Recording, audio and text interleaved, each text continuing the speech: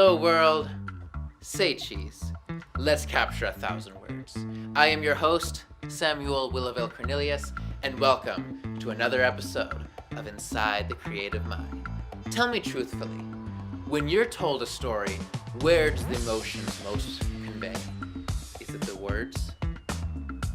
Or is it the pictures? The pictures that invoke all the emotion, that has the setting for beauty, for adventure, for anything. Everything can be told through a good picture. And this is precisely what we will focus on with today's guest. Going by the name of Ben Sahagun, he lives, breathes photography. And today, we will follow him as he tells us the story of a fashion designer on downtown Las Vegas. Nothing conveys more culture than downtown.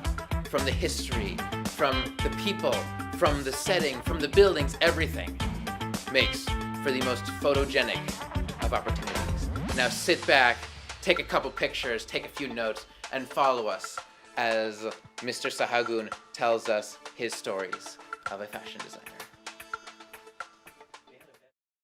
Hi, my name is Ben. I'm a photographer. I came to Las Vegas back in year 2000, so that's about 16 years now.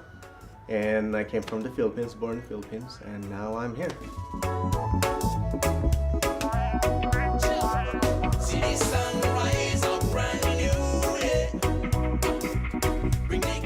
I am a freelance photographer here in town. I do a lot of weddings. I do a lot of events and parties, fashion, you name it.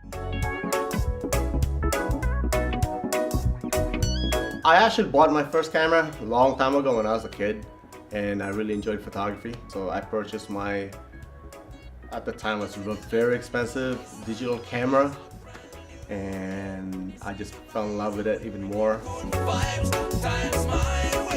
So when we went on vacation as a family, I used that, and I kind of didn't really know how to use it too well, so I kind of wanted to learn more, so I went to school for it.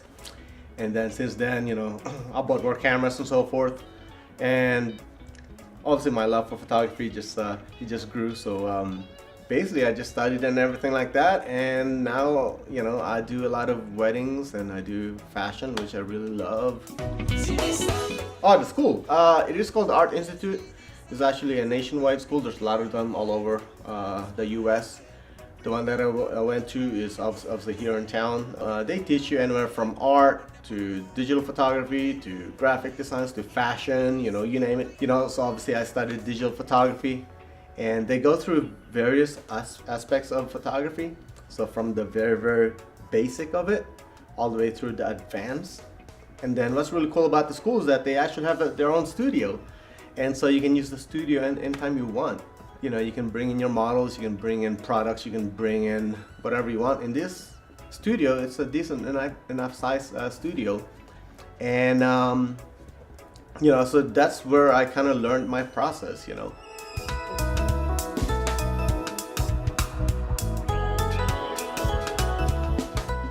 As far as the question of whether I recommend people to go to school for photography or not, or learn on their own, it really depends on the person.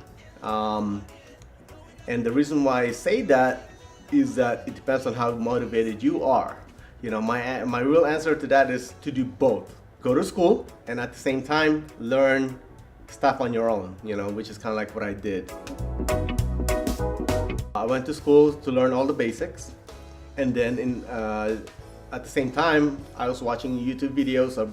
I bought books, I was reading a lot of stuff, and I tried to learn on my own, doing my own things and studying with friends, you know, shooting friends, you know, that kind of thing. Because I've met a lot of people that went to school and they don't really learn stuff, and then I've met people that kind of want to learn, do their own thing, sort of like a self-taught type of thing. But at the end of it all, you kind of wish that they had gone to school, because, you know, basically they made so many mistakes along the way, and, you know, nobody was there to correct them. So basically you go to school so you can get coached, you know. But yeah, as far as recommending people to go to school, sure. I mean, I did. It is expensive, but you know, it pays for itself anyway. But it really is totally up to you, you know. So that question really only you can answer that for yourself. So it took me about a year to figure out whether I wanted to go to school or not, and obviously I did. And when I went to school, everything that I knew about photography wasn't. It pretty much all changed, you know, because of the fact that the camera isn't really what people think it is. There's a lot of settings to do, you know. You got to think of all this. You got to think of lighting, you got to think of setups, backdrops, you know, you got to pose your models, you got to, you know, if it's a landscape, you got to think about the time of day. There's actually a right time to shoot something. But yeah, you know, go to school if you can. I strongly recommend it. You know, just study hard, obviously. You know, if you don't study, if you don't make anything of it, then it's just a waste. Later on today, I actually have a photo shoot with a good friend of mine. Her name's Graciela, and it's gonna be over at downtown Las Vegas, right by the Container Park. It's for a promo. It's for a t-shirt company. You know, we're gonna be walking around Fremont Street, looking for different spots, different places, looking at the murals of the wall. Of downtown. And I'll just have her do different poses. You know, you'll see how I interact with her. Obviously she's a friend, but it'll show you how I would interact with any model, you know, or with a subject. I'm probably not going to be using a flash for this photo shoot, so it's just going to be real quick, real fast. I just wanted to make it look more of a casual type of photo shoot, you know, as if she's just going to be walking around town.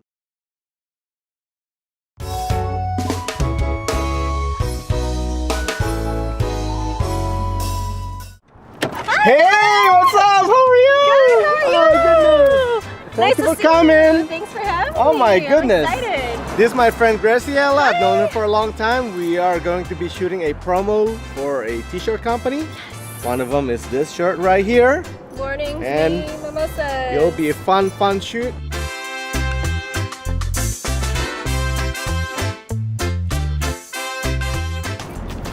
So what I'm trying to do is I'm just gonna match her skirt right now is sort of flowery and stuff, and so I just saw this this mural right here, this painting, so I figured it would just sort of be opposite to what she's wearing, so she'll stand out. So I'm probably gonna be shooting her right about here in this area right here, because so it's not gonna be too messy, because otherwise if I were to go right about here, then it might be a little bit too much. So that's where I'm gonna have her stand.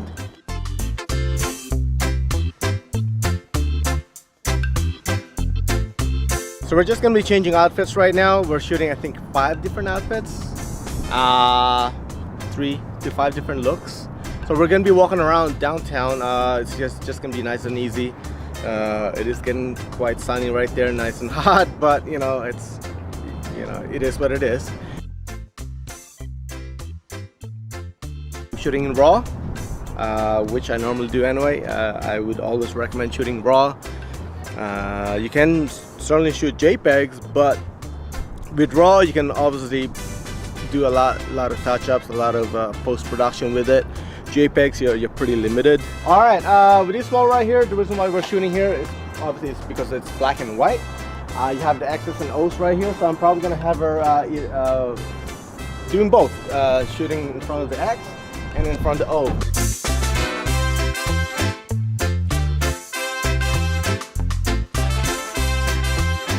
One thing about shooting shirts or anything like that with text is that you gotta be able to make sure that you can see the text. If you had it hidden stuff, then there's no point. So you gotta kind of make sure you can see everything. Otherwise, when I'm shooting, 1 foot up against the wall, just gonna be leaning back. So this time around, I see this X. So I'm just gonna have her right here in the middle of the X. This X marks the spot, and X marks mimosas.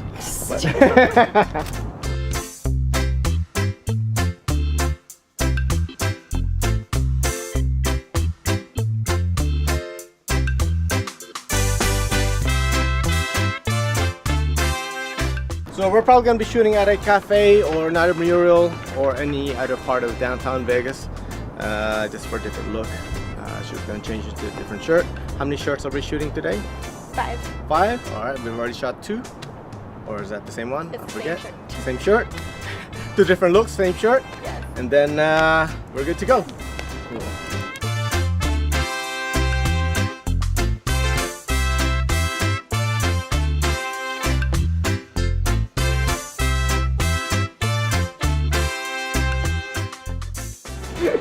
Looking away, just wave to people, you know.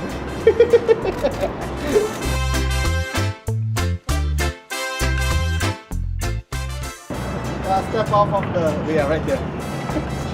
Alright, give me more attitude. I like this coffee, you're selling this coffee. You work for the Price is Right.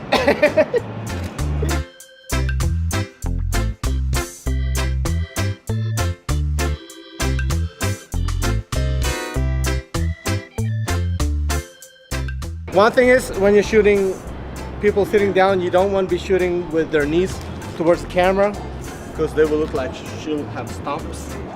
So you kind of want to have them lean to one side.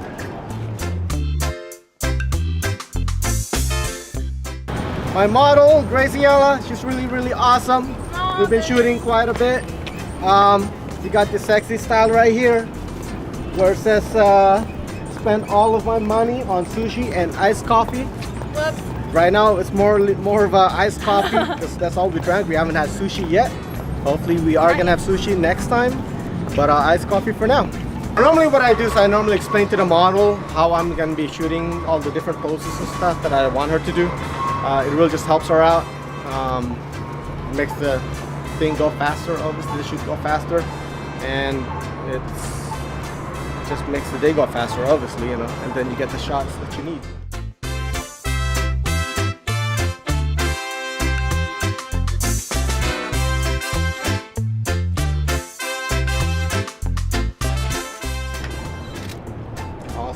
Now the reason why I chose this location because of the lines.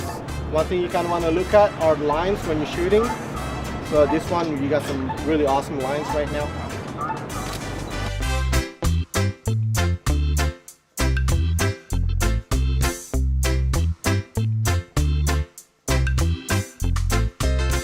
I'm just adjusting my my settings accordingly, obviously.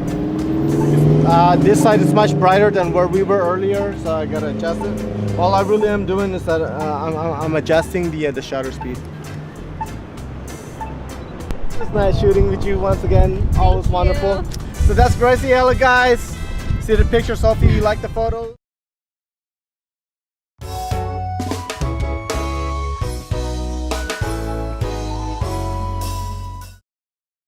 As far as pricing, how do I know how to price my images and my work and all my freelancing? Well, first of all, it depends on your experience. That's why you gotta learn your craft. You know, you cannot just come out of school or just purchase a camera and say, hey, here's my price. You know, you just cannot set your own price, and then because no one's gonna pay that if you don't know how to do anything. You know, no one's gonna pay it. You know, if you're a cook or something, you don't know how to cook, then you know, no one's gonna buy your food, right? Same thing with photography. You know, if you know, what I did is, like I said, you start off small. You know, you learn your stuff. At first, I was just getting as many gigs as I could. You know, I mean, I wasn't really concentrating on just one aspect of photography. It wasn't just like, hey, I want to do weddings or I want to do like events, or you know, it's just whoever wants to hire me. And I didn't really know how to price myself at the time, and I kind of didn't really want to because of the fact that I didn't really know much about photography, obviously. And you know, even if I charge them a lot, they're not going to want to pay me. So basically, it's just whatever was available to me. That's how much I charged. You know, obviously as I learned more, and obviously I practiced and I did my own thing. You know, and then now obviously I have a bachelor's degree in photography. You know, as far as price, it really is a really good question, but my answer to that is it really depends on you. You know, if you're just starting off, then it's hard to charge a lot, but you got to work your way up there.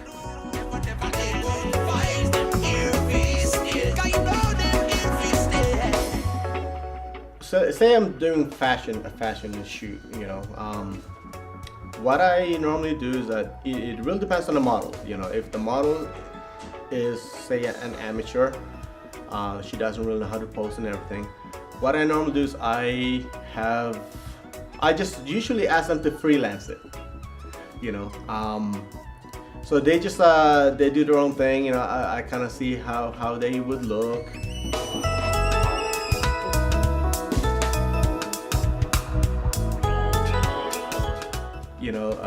I'd still be shooting. I try to see how they would look good. So basically, what I would do is I would have different sides. I would shoot different sides of the model, whether it's shooting her from the right side or the left side. But I would shoot it all, just to see what looks best. And then basically, I just try to get them more comfortable with posing and all that stuff. I try not to pose too much in the beginning. I try to let them do their own thing. So I call it freestyling. And basically, as the model gets more comfortable during the shoot, then that's when I start posing. I might adjust the lights and all that stuff. But your ultimate goal is to just have a couple of photos that would be workable. You can shoot 1,000 pictures, 2,000 pictures, but as long as you have that the couple of photos that you can really use, then that's kind of like your ultimate goal. With post-production, that's a really good question. A lot of times people say, hey, I'll just fix it in post, I'll fix it in Photoshop, I'll Photoshop this, I'll do it after, whatever case might be. But as a good photographer, and you are a photographer, I try to make sure that 90% of the shot is made, or of 90% of the picture is made in the shot. So it's really just the fraction 10% that I do in post, and that's something you cannot sort of do on site. Say, if it's for a model, for example, then you make sure your makeup artist is around so you can fix the makeup if you need it done. If it's location, obviously you just gotta make sure you're pointing the camera at the right spot. If there's any dirt or something, then you just remove that on site. Your settings on your camera, you cannot be too overexposed or underexposed. You fix that in camera. So it's really just a fraction that you kind of sort of do in post.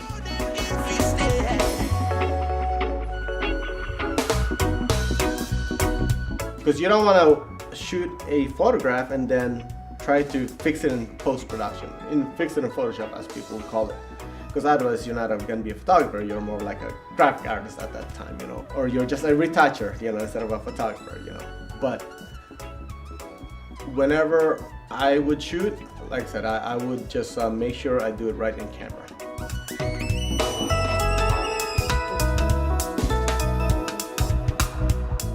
As far as, say, cropping it, I try to shoot it the way I want it to look.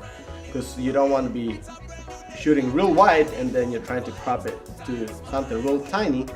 You're just going to lose all those pixels. You're just going to make a huge file and then you crop it down to something small. And then when your clients want to print it, it will all look pixelated. And so obviously you don't want to do that. So whenever I would shoot weddings or whatever case might be, I try to get it right in camera. And as far as weddings is concerned, I shoot a lot of photos anyway. And if I didn't shoot them right at first, the first time, then I would have to edit each and every one of those pictures, and that would take much longer time. And then that's gonna cut into my hours, and it's basically just gonna cut into my pay. So the best thing is, you just gotta shoot it right. So and as far as post-production, I normally use Lightroom. It's the Adobe Lightroom.